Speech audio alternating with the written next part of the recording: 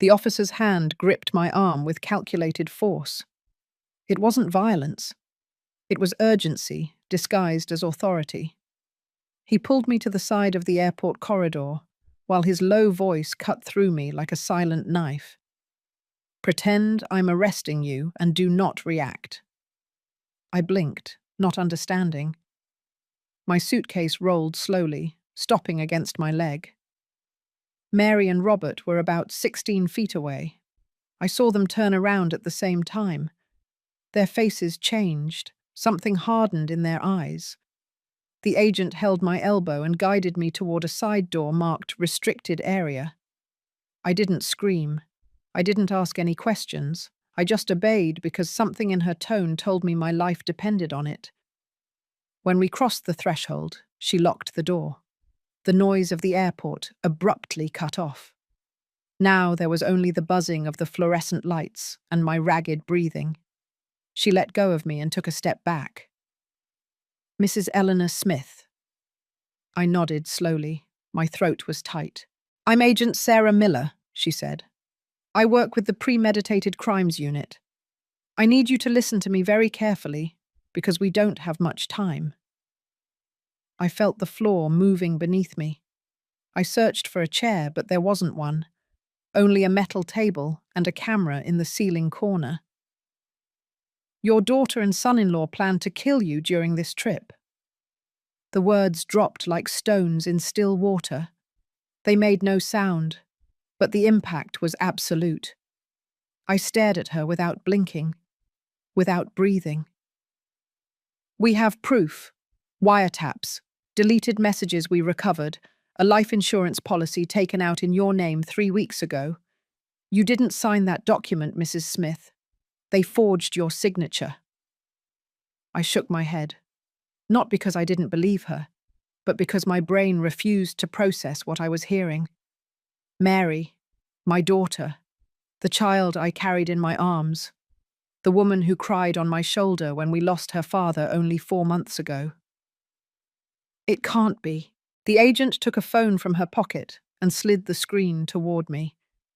It was a photograph, a document, insurance policy, $500,000.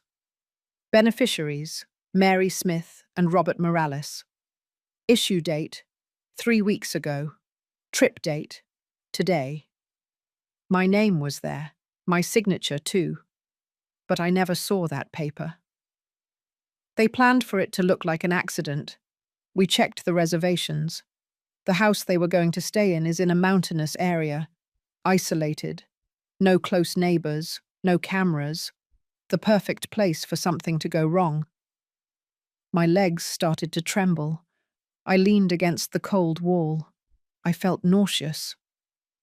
"Why are you telling me this now? Why didn't you arrest them before? Why do we need the plan to proceed? If we detain them without proof of the concrete attempt, an attorney can dismantle the entire case. They'll say it was just an idea, that they would never do it, that the conversations were misinterpreted.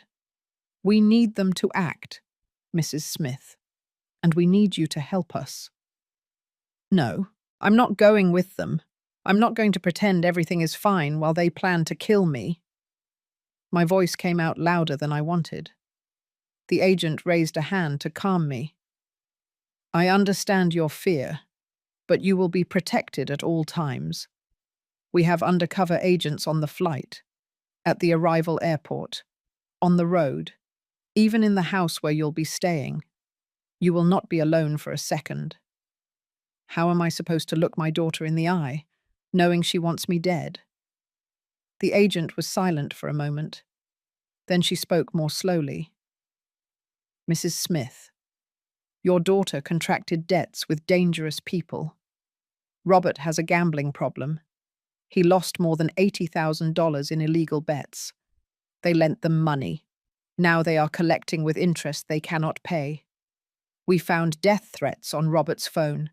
They have 2 weeks to get the money, or they will kill them. Then let them pay what they owe. Let them face the consequences." The words came out harsh, harsher than I expected. But I was angry, scared, betrayed. They chose to kill you instead of finding another way out. That's what you need to understand. It wasn't desperation. It was calculation.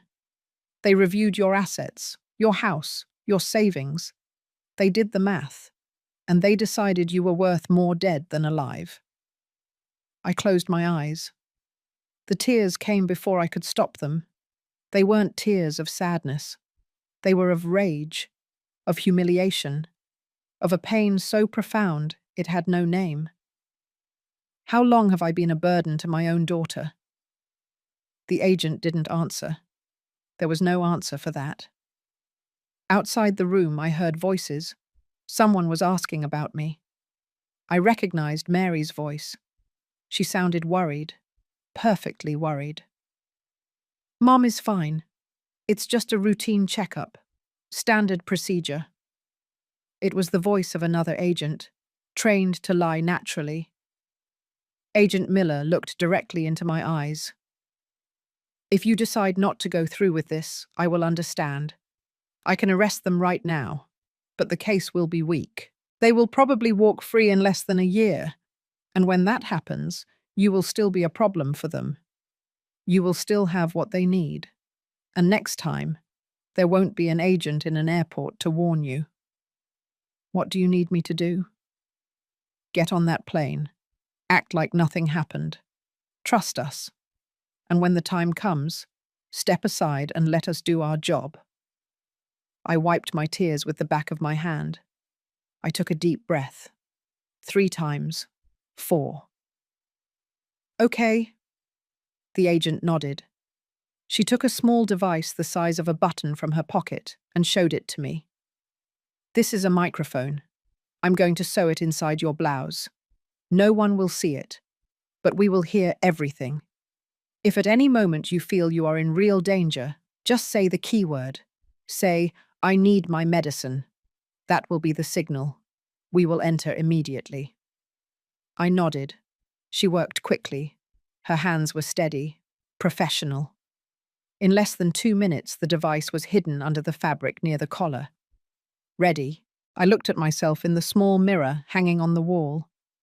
I was still me. Eleanor Smith, 69 years old, a 4-month widow, mother of a daughter who wanted her dead. Breathe normal, talk normal, don't change your behavior.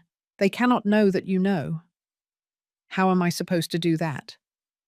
Because you are stronger than you think, Mrs. Smith. And because if you don't, they win. The agent opened the door. The noise of the airport flooded the space again. Mary was there, standing next to Robert.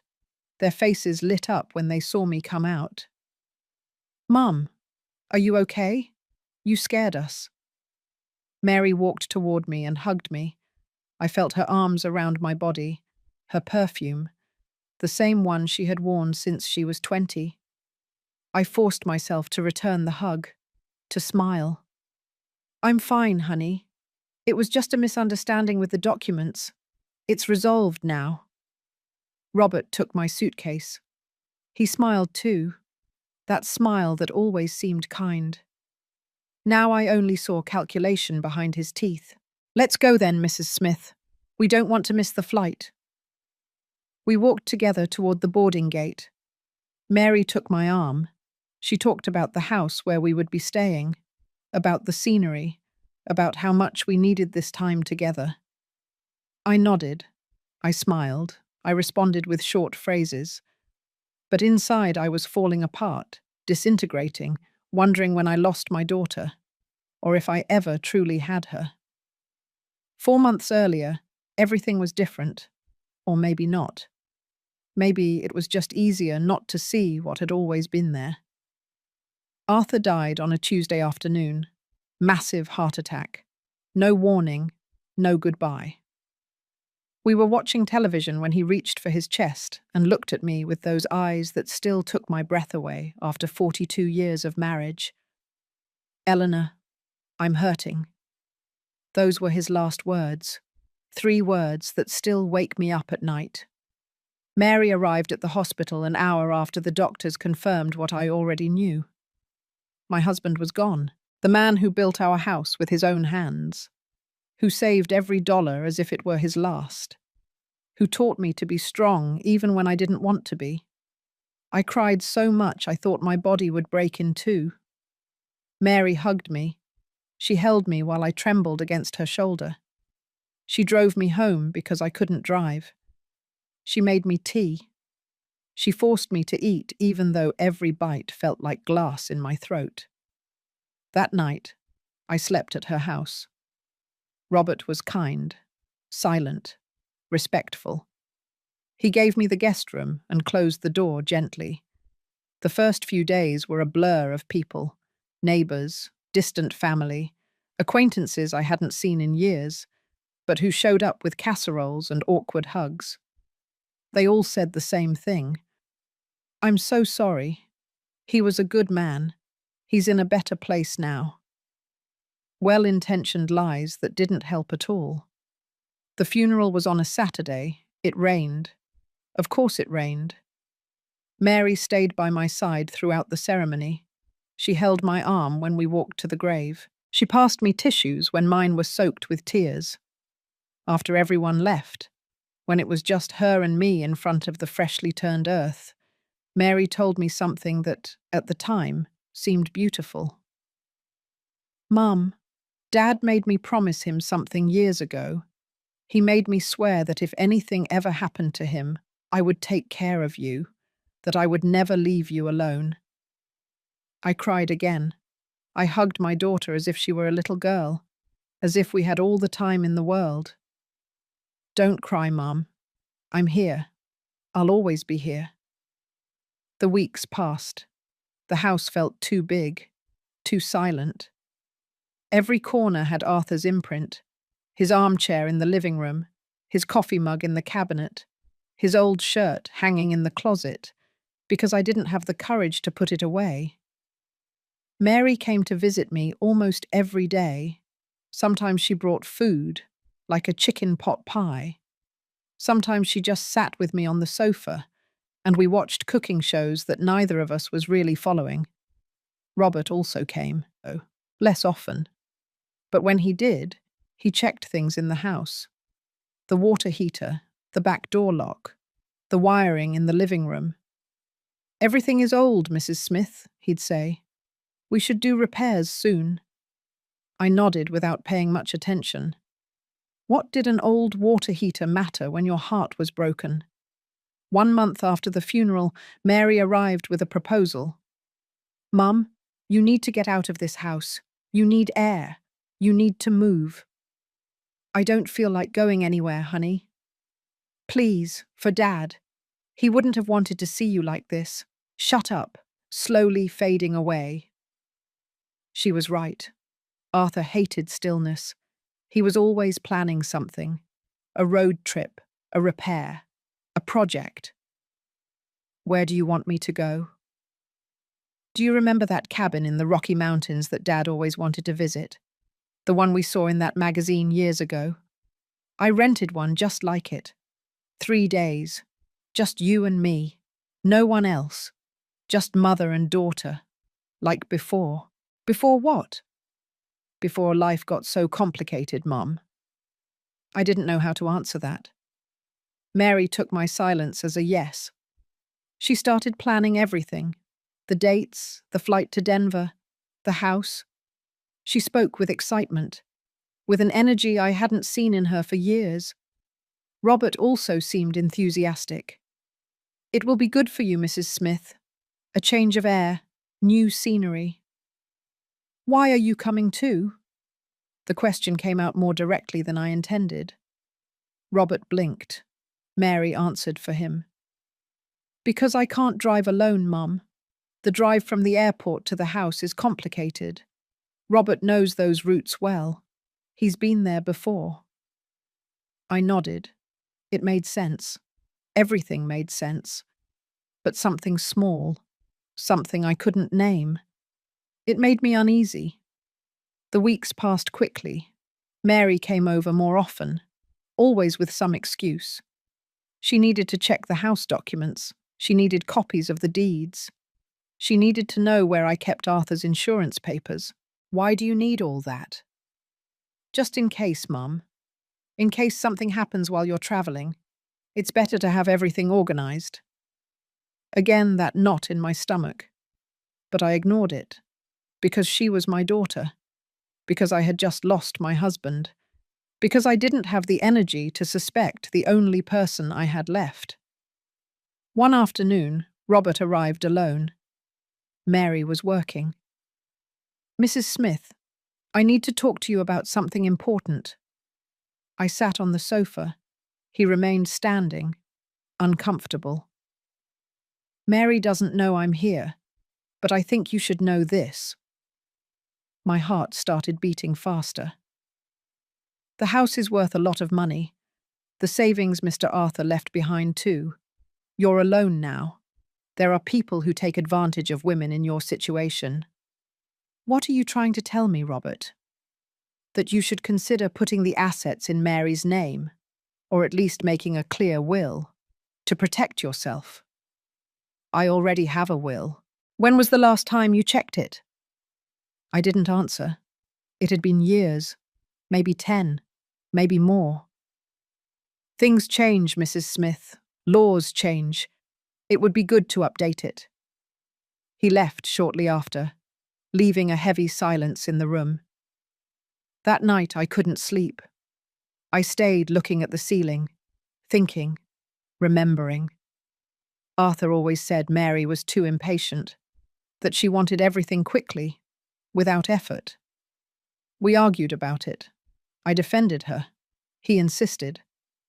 You're not doing her any favors by protecting her from consequences, Eleanor. Maybe he was right. 2 weeks before the trip, Mary brought papers, bank forms. She said she needed my signature to update the beneficiaries on an account. I signed without reading, without asking.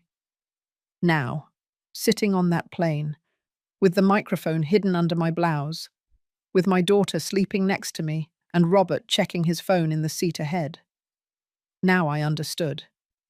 The papers weren't from the bank, it was the insurance. The insurance that would turn me into $500,000 upon my death. Mary opened her eyes. She smiled at me sleepily. You slept, Mum. A little. A lie. I hadn't closed my eyes for a second. Robert turned from his seat. We're almost there, Mrs. Smith. You're going to love the house. I'm sure I will. I smiled. Because that's what Agent Miller had told me to do. Act normal. Don't change anything. But inside I was crumbling. Piece by piece, question by question. When did my daughter stop seeing me as her mother and start seeing me as a problem she needed to solve? The first signs had been there all the time. I simply didn't want to see them. 2 weeks after Arthur's funeral, Mary showed up with questions. They weren't questions from a worried daughter. They were questions from someone taking inventory. Mum, how much did Dad leave in the savings account? I don't know exactly, honey. Your father always handled the finances. But you have access to the accounts, right? I guess so. The banks sent me papers. They're somewhere in the house. You need to get organized, Mum. You can't leave those things up in the air. You need to know exactly what you have. What did Dad leave you? The way she said you hung in the air like smoke. It wasn't curiosity. It was calculation. A week later, she returned to the topic. Mum, did you find the bank statements? I haven't had time, Mary. I can help you. I can organize everything. Make a list, so you know where you stand. Okay, if you want. I gave her access to the documents, to Arthur's desk, to the boxes where he kept everything neatly organized with that meticulousness that characterized him. Mary spent an entire afternoon going through papers, taking notes, making calls from the living room while I made coffee in the kitchen. I heard her talking to someone, probably Robert. Yes, more than we thought. The house is completely paid off. The accounts total like $200,000. There are investments too. Dad was more careful than we thought. There was a pause. Then her voice lowered. I had to move closer to the door to hear. Not now. We need time.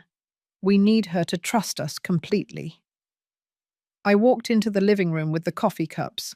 Mary hung up quickly. Who were you talking to, honey? To Robert. I was telling him about the papers. He's impressed with how organized Dad was. She smiled. I smiled too, but something twisted in my stomach. Robert started coming over more often, always with some excuse, checking the roof, changing light bulbs, fixing the garage door. One day I found him in Arthur's room. He was standing in front of the open closet, looking at my husband's things as if he were evaluating them. What are you doing here, Robert? He was startled. He quickly closed the closet. Excuse me, Mrs. Smith. Mary asked me to check if there was humidity in this room. The back wall sometimes leaks water. There was no humidity, no stains. There was nothing wrong with that wall. It's all fine. That's good. Thank you. He left the room faster than normal. I stood there, looking at the closed closet, wondering what he was really looking for. Mary's visits became more frequent, but shorter. She arrived, checked things, asked questions, left. Mum, do you have all of Dad's life insurance papers? Yes, they're in the top drawer of the desk. I can take them. I need to make some copies for the bank procedures. Take what you need, honey. She never returned those papers. One afternoon, she showed up with new forms. Mum, the bank needs you to update the beneficiary information. It's routine. They ask for it every so often. She handed me a pen. She pointed to the lines where I should sign. I signed without reading. I trusted her. She was my daughter, the child I carried for 9 months, the woman who cried in my arms when her father died. Why would I distrust her? Robert started talking about money, in subtle ways, in passing. Houses in this neighborhood are worth a lot now, Mrs. Smith. I've seen similar properties sell for more than $400,000. I'm not planning to sell. No, of course not. I'm just saying. It's good to know the value of things. Another afternoon. Another casual conversation. Mary told me you have investments. That's great. Mr. Arthur was a smart man. He was. Those investments generate good interest. You could live off that comfortably, without touching the principal. I nodded without answering. I didn't like talking about money with Robert. I never had. The days before the trip, the tension became palpable. Mary was anxious, nervous. She was constantly checking her phone, answering messages urgently. Are you okay, honey? Yes, Mum. It's just work. A lot of pressure lately. Robert was strange too. Quiet. Distant. Several times I caught him looking at me oddly, as if he were measuring something, calculating something. The night before the trip, Mary arrived late, after 10 o'clock. She hadn't called. I need to talk to you, Mum. We sat in the living room. She looked tired, drawn. I need to ask you something. Tell me. If something happens to me, if something happens to Robert and me, I want you to know that everything we did was because we had no other option. What are you talking about, Mary? She shook her head. She wiped her eyes even though she wasn't crying. Nothing. Forget it. I'm tired. The trip has me stressed. She left quickly. She left the door ajar. I stayed sitting in the living room, with my heart beating fast, with that feeling that something was wrong. Very wrong. But I had no proof. I had nothing concrete. Just feelings, suspicions, strange looks and uncomfortable questions. The next day at the airport, while we waited to board, Robert was checking his phone. I saw him write something, then delete it, then write again. I moved closer without him noticing. I managed to see part of the message. Don't worry. Everything will be fine. In 3 days, we'll have the money. He turned the screen away quickly when he sensed my presence. Ready to board, Mrs. Smith? I nodded. I smiled. I acted normal. But at that moment, I knew, not consciously, not in a way I could explain, but something in my body, in my instinct, screamed at me to run. 10 minutes later, Agent Miller grabbed my arm, and everything I had been ignoring, everything I had been justifying, everything I had been burying under layers of denial and maternal love, surfaced abruptly. The papers I signed without reading, the questions about money, the strange visits, the rush to organize the trip. Robert's insistence on coming with us, the way Mary checked the house as if she were taking inventory. It wasn't paranoia. It wasn't grief clouding my judgment. It was real. My daughter had been planning my death, and I had been unknowingly facilitating it. Now I was sitting on the plane, with them next to me, with the microphone hidden under my blouse, with the absolute certainty that the two human beings closest to me wanted to see me disappear. Mary rested her head on my shoulder. I love you, Mum. I love you too, honey. A lie. We were both lying, but only one of us knew it. The proof came the first night in the mountain house. We had landed 3 hours earlier. The drive from Denver Airport was long, unsettling. Robert drove confidently on narrow roads that twisted between pines and rocks. Mary was in the passenger seat. I was in the back. Watching the landscape become increasingly isolated. There were no other cars, no houses, just wild nature and silence. The house appeared at the end of a dirt road. It was large, modern, with huge windows overlooking a cliff. Beautiful, completely alone. What do you think, Mum?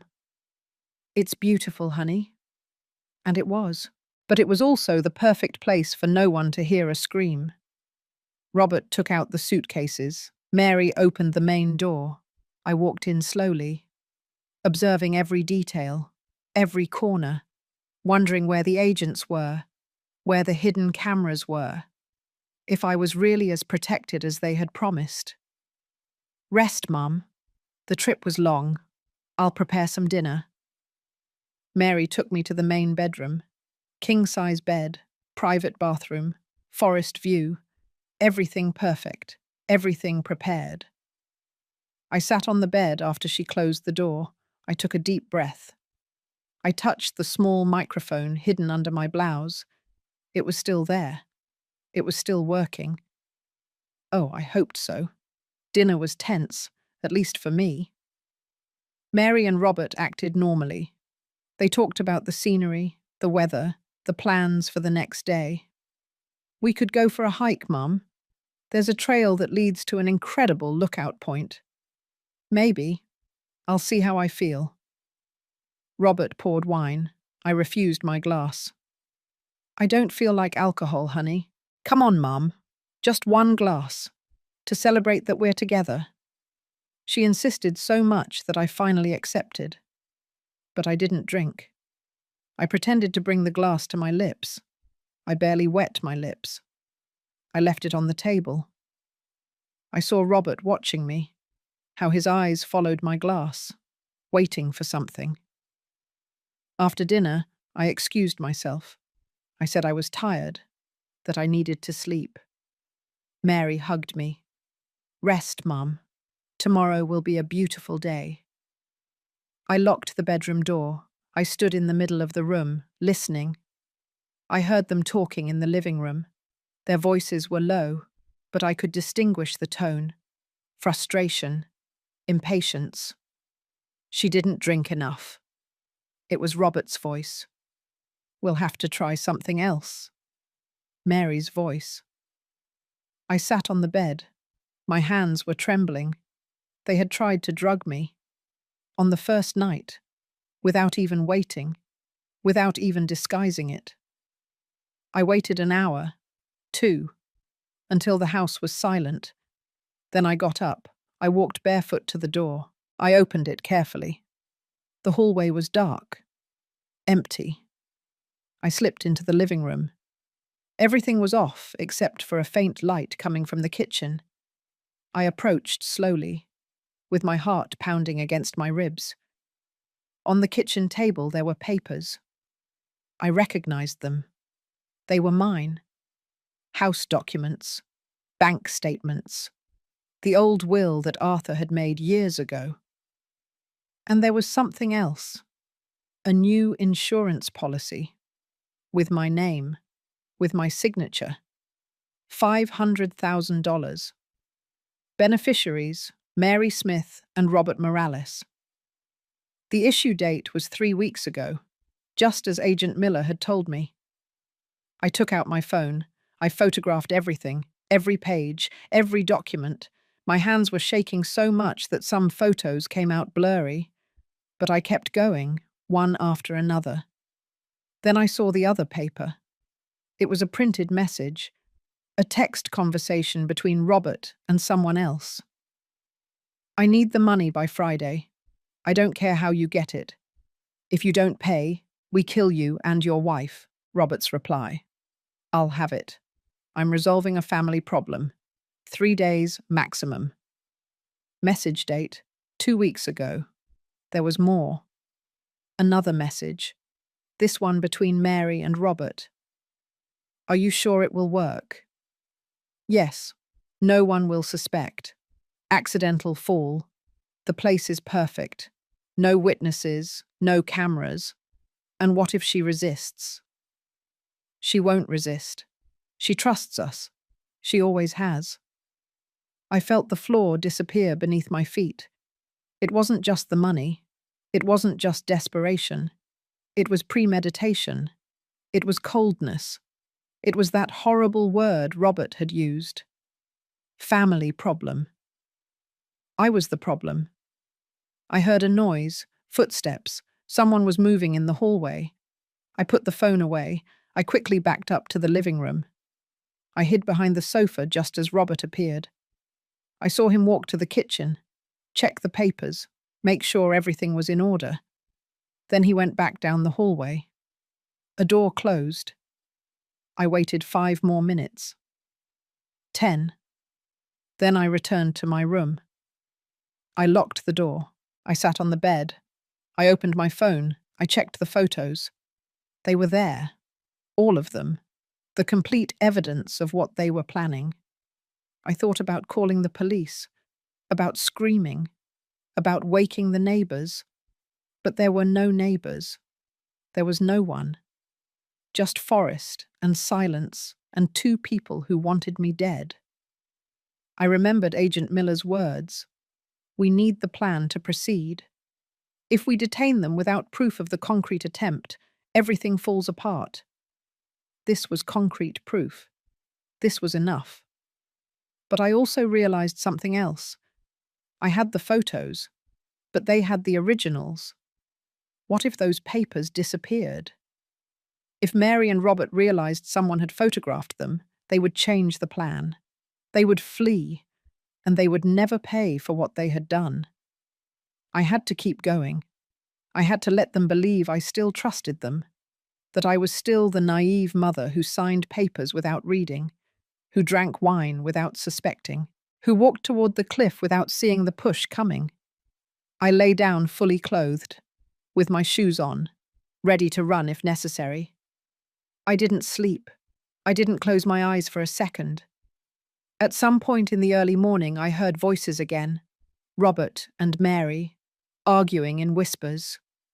We have to do it tomorrow. We can't wait any longer. They are pressuring us. I know, but it has to look natural. An accident. Nothing suspicious. The lookout point. Like we planned. You push her. I scream. We run to get help. By the time they arrive, it will be too late. Silence. Then Mary's voice, lower, almost broken. Do you think Dad would forgive us? Don't answer that. Don't think about that. Just do it. The voices faded. The doors closed. I stayed looking at the ceiling, thinking about Arthur, about what he would say if he were alive, if he knew that the daughter he loved with all his heart was planning to murder the woman he spent 42 years with. Maybe he wouldn't forgive us. Maybe that's why he died when he did, to not have to see this. When the sun began to appear through the trees, I was still awake, still dressed, still waiting. Mary knocked on the door at 8 o'clock. "Mum, wake up. Let's have breakfast, and then we'll go to the lookout point. The day is perfect." "I'm coming, honey." I looked at myself in the mirror. Eleanor Smith, 69 years old, about to walk toward her own death, knowing exactly what was coming, but also knowing that I was not alone.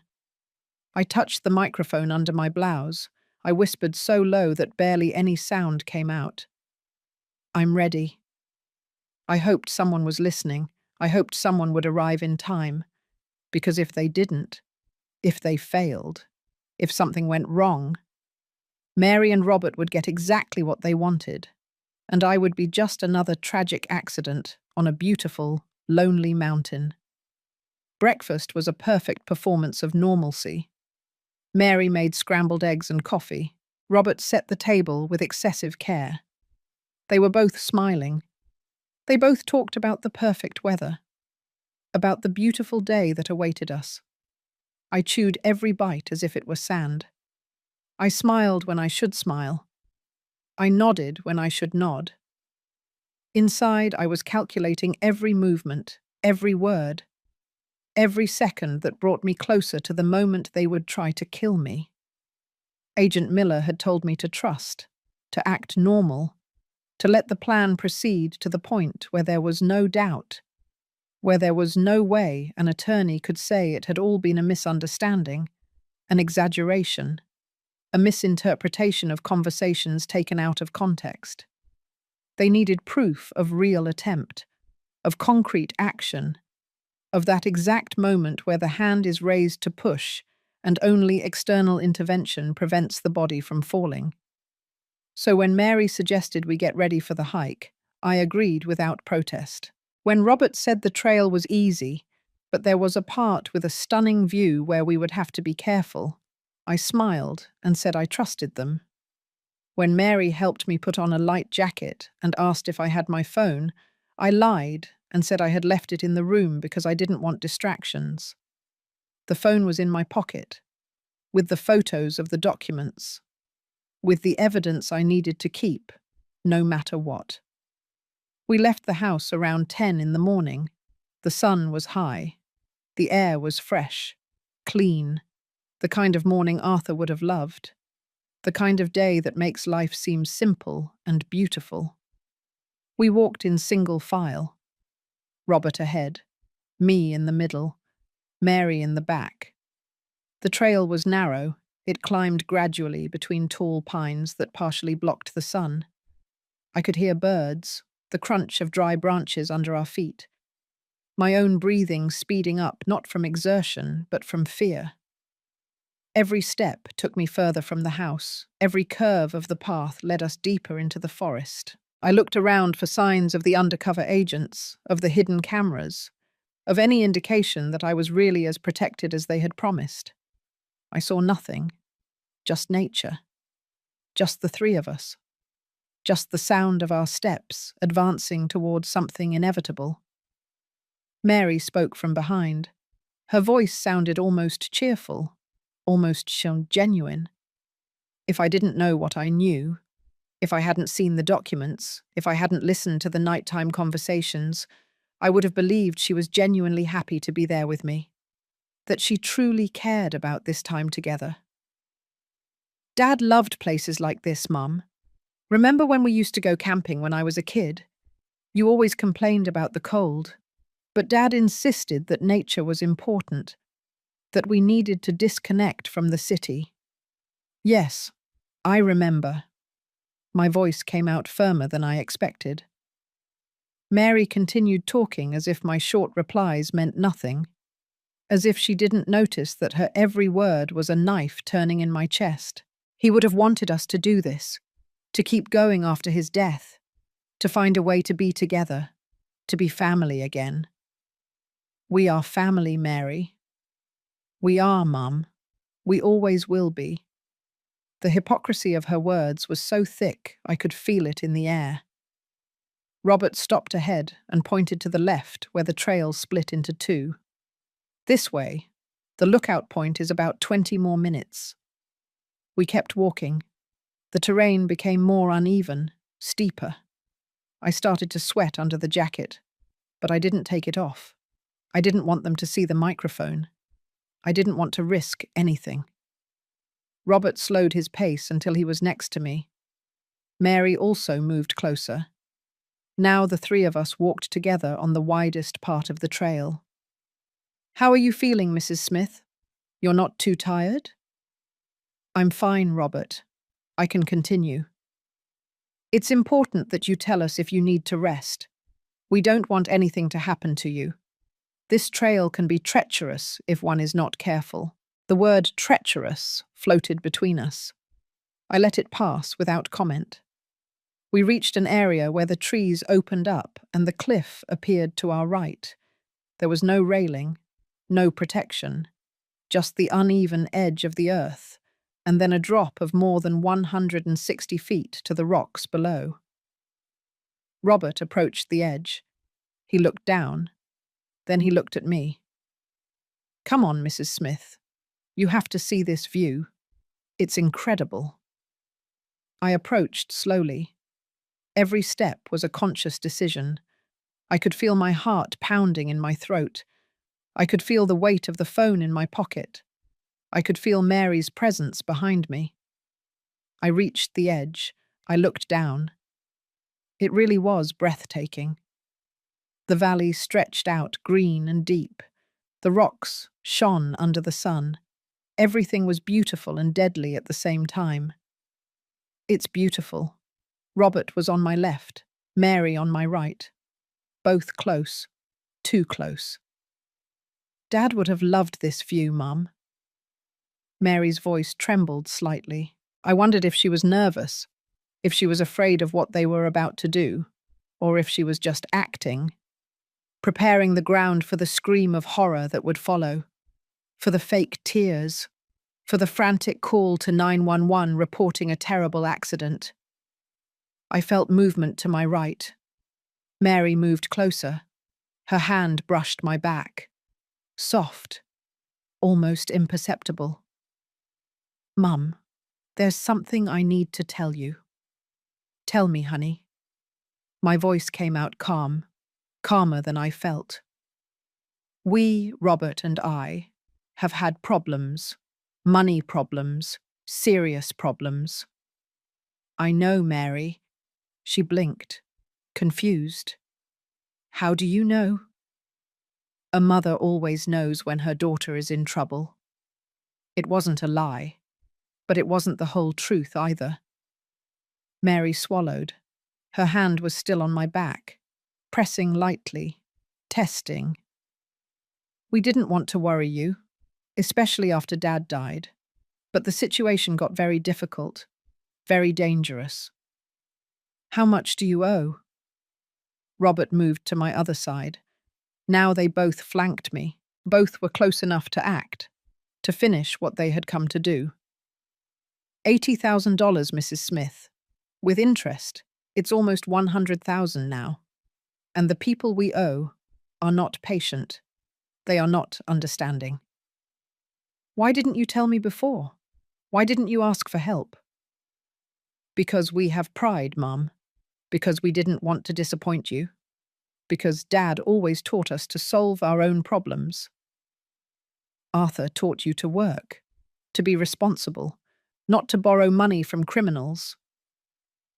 The words came out harsher than I intended. I saw something change in Mary's eyes, something dark, something that scared me more than the cliff at my feet. Not everyone is perfect like you and Dad, Mum. Not all of us make the right decisions all the time. I know, honey. I know.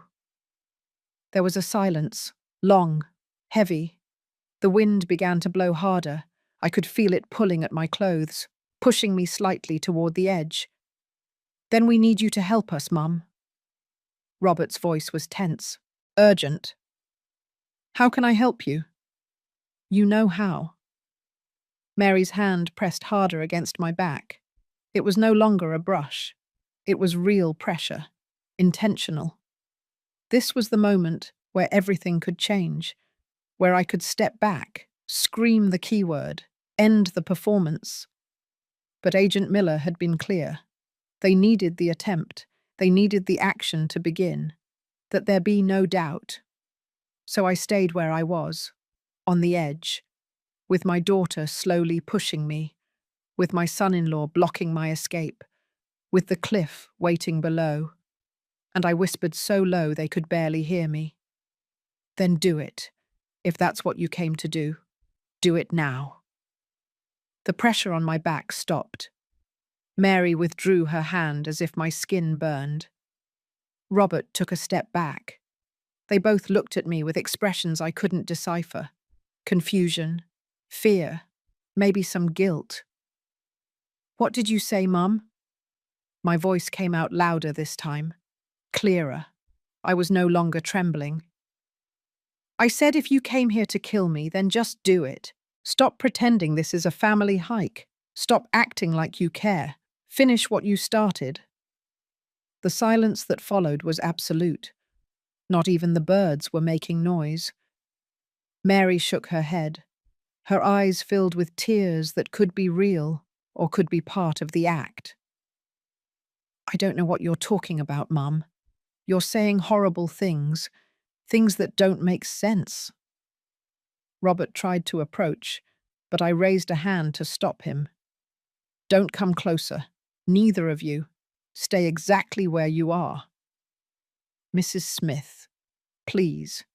You're misunderstanding everything. Grief sometimes makes people think things that aren't true. I saw the documents, Robert, last night, when you were sleeping. I saw the life insurance. I saw the messages. I saw everything. Mary paled. Robert went rigid. There was no more confusion on their faces. There was only calculation. Quick assessment of the situation, of how bad things were now. Mum, if you saw that, then you have to understand. You have to understand that we had no option, that they will kill us if we don't get the money. Then get the money another way. Sell your things. Ask the bank for a loan. Do whatever it takes, but don't kill your own mother for an inheritance. It's not just inheritance, Mum. It's survival. It's saving our lives. Mary's voice rose. She was no longer trying to hide it. She was no longer pretending to be confused. Now it was brutal honesty, real desperation mixed with resentment that had probably been there for years. You think it's easy for us? You think we didn't try other options? We went to every bank. No one would give us credit. Our credit was destroyed by other previous debts. There was no legal way to get that money in the time we had. And then you thought of me? Yes, then we thought of you. There was something in the way she said it, without apology, without shame, just admitting a fact, which was more honest than all the lies they had told me before. And those people, those men Robert owes money to, are not patient. They don't negotiate. You either pay or you die. Then why didn't you tell me before? Why didn't you come to me honestly and ask for help? Because we don't have time, Mum. Because the deadline is in 3 days. Because even if you sold the house right now, the process would take weeks, months. We don't have weeks. We barely have days. Robert took another step closer. I backed up until my heels touched the edge of the cliff. Small stones broke off and fell into the void. Mrs. Smith, your house is worth $400,000. Your savings total another $200,000. The investments Mr. Arthur made are worth at least $100,000 more. You have almost $700,000 in assets. We need $100,000 to not die. It's a fraction of what you have. A fraction. And the life insurance of $500,000. That's also a fraction. My voice sounded sarcastic, bitter. Robert had the decency to look ashamed for a second. The insurance was in case this didn't work, in case we needed another option. Another way to kill me, you mean? Mary wiped her tears with the back of her hand. When she spoke, her voice was different, harder, colder than anything I had ever heard from her. We didn't want to come to this, Mum. We really didn't. But you made it difficult. Always so careful with your money. Always so distrustful. Dad was the same. Both of you saving every penny as if it were the last thing you had in the world. Never thinking about us, about what we needed, about how difficult it was to live knowing you had so much and we had so little. You have little because you spent poorly, because you made bad decisions, because you lived beyond your means. That is not our fault. Of course not, Mum. Nothing is your fault. You and Dad were always perfect. You always did everything right.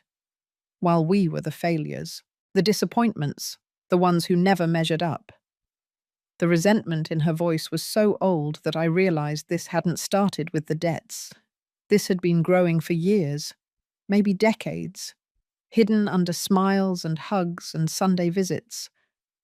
Mary had never forgiven us for being careful, for being responsible, for not giving her everything she wanted when she wanted it. Robert moved to my left, Mary to my right. Again they were flanking me. Again they were cornering me against the cliff. This doesn't have to be difficult, Mrs. Smith.